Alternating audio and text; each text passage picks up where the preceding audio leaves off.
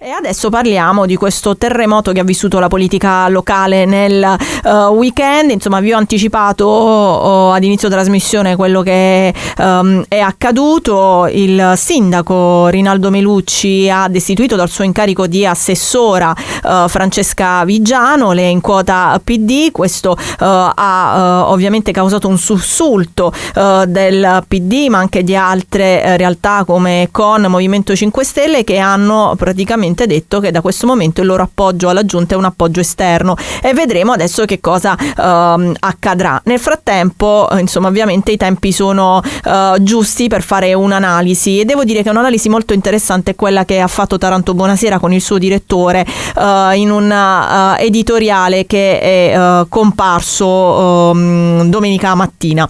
Taranto ostaggio di questo teatrino. Ciao, buongiorno Enzo Ferrari, direttore di Taranto Buonasera.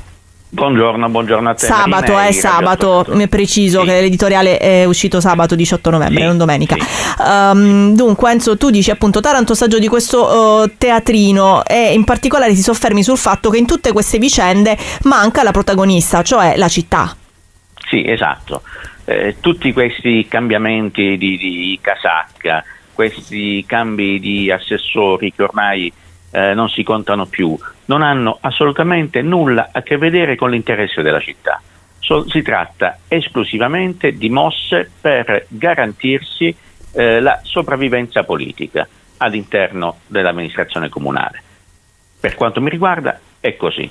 Poi ovviamente possono esserci anche altre prospettive, altri punti di vista, però ecco, per quanto mi riguarda io escludo che in questi movimenti ci sia un interesse per la città. A mio modo di vedere l'interesse per la città è inesistente in queste situazioni.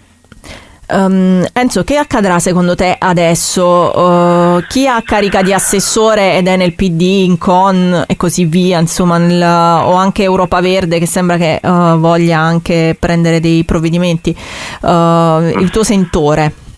Allora, io credo che nel PD ci sarà una guerra fratricida al proprio interno. Credo che gran parte dei consiglieri comunali non seguiranno la direttiva dell'appoggio esterno. L'abbiamo detto tante altre volte, nessuno ha voglia di andarsene a casa. Hai citato Europa Verde, guarda, è arrivato ieri sera questo comunicato di sì. Europa Verde, dice è incompatibile la delega all'ambiente ad un assessore di Italia Viva, perché noi abbiamo una visione completamente opposta. Si parla addirittura di ricatti politici personali.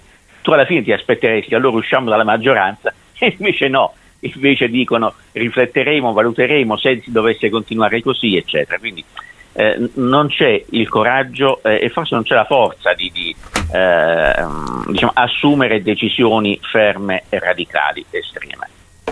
Torniamo sempre a un discorso che ci siamo fatti anche in tempi non sospetti, cioè a Taranto probabilmente essere in politica è un lavoro vero e proprio, non un servizio alla comunità. L'ho scritto proprio in quell'editoriale. Per alcuni l'indennità da consigliere o da assessore è un generosissimo reddito di cittadinanza, perché altrove difficilmente magari riuscirebbero a guadagnare quei soldi che mensilmente intascano. Questo non vale per tutti ovviamente, però c'è una buona fetta di personale politico, ecco, diciamo così, che è aggrappata a queste situazioni per motivi di convenienza economica, parliamoci chiaro, no? Certo. E oggi ci sarà alle 15 l'istituzione, diciamo, ufficiale del nuovo comitato organizzatore dei Giochi del Mediterraneo, o meglio, insomma, il primo incontro di questo direttivo. I Giochi del Mediterraneo probabilmente sono l'emblema di tutto quello che sta succedendo, Enzo. Ma sì, ma non solo i Giochi del Mediterraneo, noi abbiamo in piedi tante di quelle situazioni. È davvero un peccato, perché Taranto vive un momento di crisi, ma proprio le crisi rappresentano diciamo delle possibilità di svolta. Abbiamo tanti soldi che stanno per arrivare attraverso una serie di canali di finanziamento, di opportunità che possono essere appunto i Giochi del Mediterraneo, no? Fra tutti, ma proprio per questo avremmo oggi bisogno di un governo della città autorevole, solido, stabile, e invece ci ritroviamo in questa situazione che è disarmante, è davvero disarmante. Cosa possiamo fare noi, Enzo, come cittadini? Non siamo una città che scende facilmente in piazza, anche quando il piatto fumante rischia di non essere più davanti a pranzo e a cena. Figuriamoci magari per delle questioni, diciamo, di più ampio respiro, di visione rispetto alla città. Ma secondo te questo potrebbe servire, o cosa possiamo fare? Cosa possiamo fare? È una domanda molto difficile, che richiederebbe magari risposte molto complesse. Io credo che Taranto, ecco, vedi, qualche giorno fa su Taranto Buonasera abbiamo pubblicato l'intervento del professor Riccardo Pagano. Diceva: dobbiamo batterci per avere l'Università di Taranto. Perché faccio questo discorso? Perché a Taranto è mancata la possibilità di formare una classe dirigente. Ed è questo il vero problema, secondo me, della città di Taranto.